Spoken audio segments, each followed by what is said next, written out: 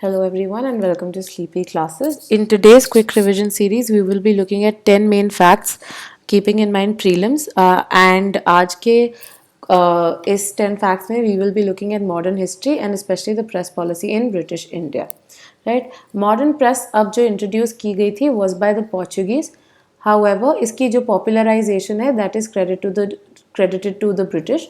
तो पहला जो हमारा न्यूज़पेपर था जिसको देखा जाता है that is the Bengal gazette, जिसको 1780 में इंट्रोड्यूस किया गया by James Augustus Hicky, who was also a very revolutionary journalist.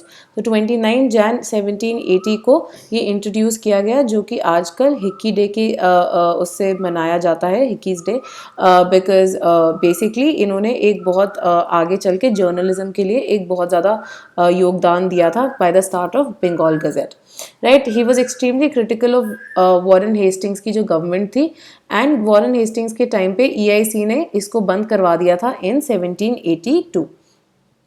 Second thing that we come to is your censorship of press act, जो कि 1799 में लॉर्ड वेल्सली ने शुरू कराया, जहाँ पे इट प्रोवाइडेड फॉर पहली चीज़ pre censorship. Basically pre censorship का क्या मतलब होता है कि जितना भी मटेरियल आपने छापना है वो पहले दिखाया जाएगा इससे पहले कि यू कैन पब्लिश इट. साथ ही साथ में फ्रेंच को कर्टेल करने के लिए इन्होंने ये रिक्वायरमेंट डाल दी थी कि हर न्यूज़पेपर को वेरी क्लियरली प्रिंट करना पड़ेगा, कौन इसको प्रिंट करवा रहा है, जो प्रिंटर है, जो एडिटर है, साथ ही में जो प्रोपराइटर है. एंड अगर वायलेशन होगी तो इमीडिएट डिपोर्टेशन कर दी जाएगी of the accused printer. Right? Next important act जो कि is to be kept in mind is with regard to your Metcalf Act. तो जो लॉर्ड मेटकैफ थे वो थोड़ी देर के लिए आपके एक्टिंग गवर्नर जनरल थे फ्रॉम ये 1835, राइट, फ्रॉम 1835 टू 1836. ठीक है, 1835 टू 36 जो है मेटकैफ थे आपके गवर्नर जनरल. राइट, सो इन्होंने 1835 में ये मेटकैफ एक्ट लाए थे, जहाँ पे इन्होंने जो रिप्रेसिव 1823 का ऑर्डिनेंस था जिसके कारण कंपल्सरी लाइसेंसेस शुरू करा दिए गए थे, जहाँ पे बेसिकली आपको एक फीस पे करनी पड़ती थी एंड वो काफ़ी ज़्यादा थी for those times. Right, so he is regarded as the liberator of printing press, क्योंकि ये जो 1835 का एक्ट है इसके अंदर सिर्फ एक डेक्लेरेशन थी जो कि चाहिए थी from the publisher to start the newspaper. साथ ही साथ सिर्फ एक डेक्लेरेशन से ही आप एक न्यूज़पेपर बंद भी कर सकते थे. Right, so because of this liberal policy, press policy, आपका जो मेटकैफ एक्ट था वो काफ़ी ज़्यादा लिबरल था एंड इसके कारण काफ़ी ज़्यादा ग्रोथ हुई थी न्यूज़पेपर्स की in this particular era. Right, moving on, the next fact that we come to is your licensing act of 1857. अभी जो licensing act है 1857 का, इसके अंडर बिकॉज ऑफ आपका 1857 में जो रिवोल्ट हुआ है या फिर first struggle for India's independence, right, उसके अंदर अभी जो गवर्नमेंट थी उसको ज्यादा स्वीपिंग पावर्स दी गई, जहां पे गवर्नमेंट ग्रांट भी और रिवोक कर सकती थी लाइसेंसेस एट एनी टाइम. साथ ही साथ ये किसी भी पब्लिकेशन की को प्रोहिबिट भी कर सकती थी from publishing any material. Right, तो इस दौरान इस एक्ट के थ्रू प्रेस रिस्ट्रिक्शंस जो थे उनको और टाइटन कर दिया गया. The next important fact that we come to is your Registration Act of 1867. ये 1867 के अंदर फाइनली जो आपकी 1835 के मेटकैफ एक्ट से जो लिबरल पॉलिसी आई थी उसको खत्म कर दिया गया.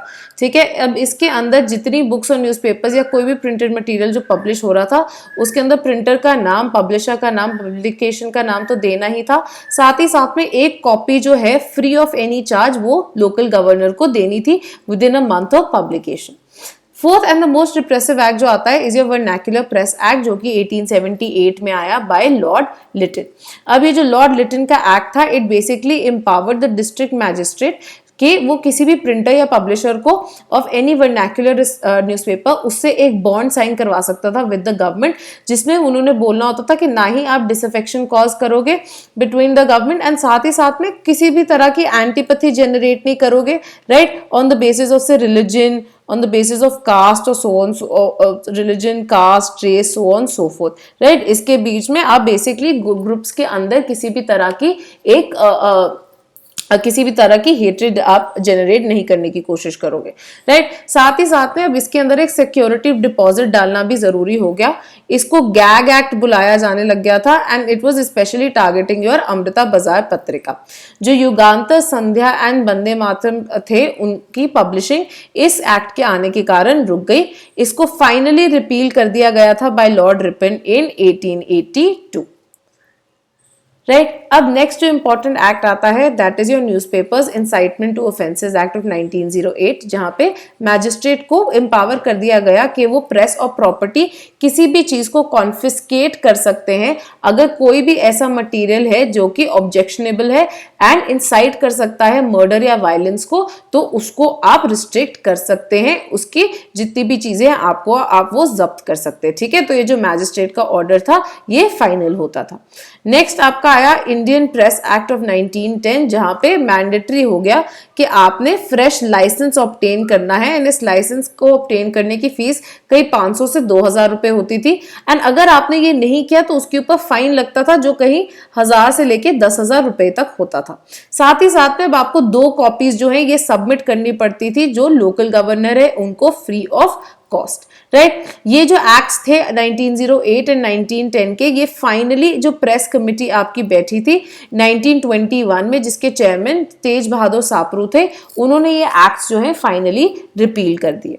9th important fact with regard to press policy आता है आपका India press emergency powers act of 1931। ये जो एक्ट है इसने स्वीपिंग पावर्स दे दी आपकी जो प्रोविंशियल गवर्नमेंट थी उनको, ताकि वो सप्रेस कर पाए स्पेशली जो प्रोपेगेंडा सिविल डिसोबीडियंस मूवमेंट के टाइम पे शुरू हुआ था, राइट। जो 1930 में ये जो डांडी मार्च मूवमेंट शुरू हुई तो इसको कर्ब करने के लिए शुरू किया गया। साथ ही साथ में इन्होंने जो 1932 ऑनवर्ड्स और भी ज्यादा स्ट्रिंजेंट कर दिए ताकि वायलेंस किसी भी तरह की इंसाइट ना हो सके। तो यहाँ पे कहा गया कि अगर किसी ने कोई भी क्राइम किया आफ्टर रीडिंग एन आर्टिकल, जो ऑथर है वो उतना ही लायबल होगा, right.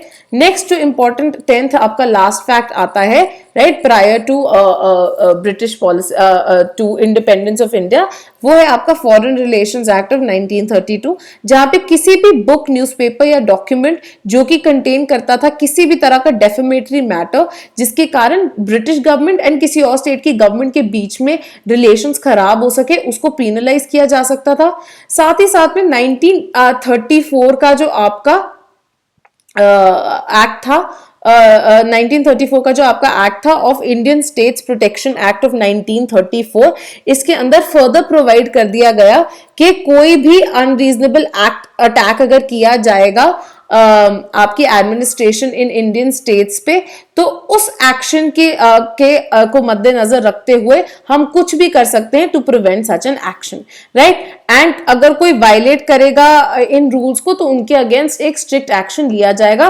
This was done under your 1934 का Indian states protection act, right. These are the final 10 facts जो कि आपको इंपॉर्टेंट हो सकते हैं with regard to press policy in India, right. Thank you.